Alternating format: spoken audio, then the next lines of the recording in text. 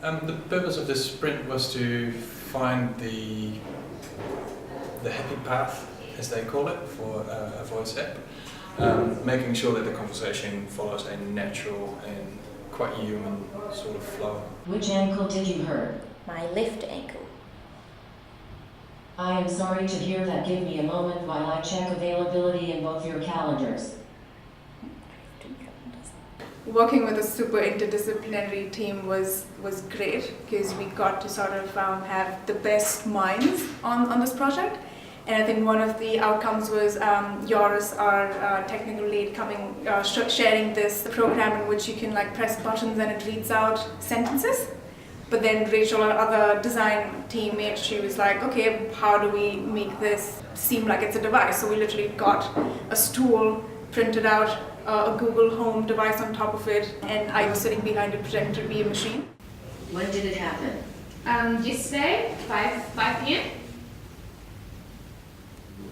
Are you able to walk? No, I can't walk. We started off with a basic conversation for the app. We started testing that flow with users and found out that there was a little bit more to it.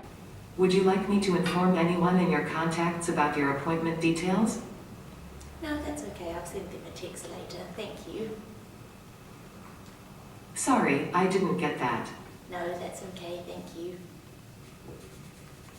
That's fine. So the process we followed for the sprint is like a human-centered design process where we started with empathizing with our end users, sort of using that to define the scope of the project, and then coming up with a bunch of ideas, building quick prototypes and iterating them, like testing them with the users again.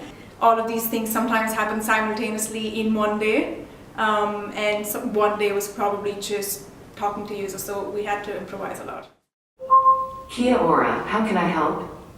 I've hurt my ankle. I think sprints are really effective in understanding how like new technologies might fit in with users and what kind of users, what kind of audiences.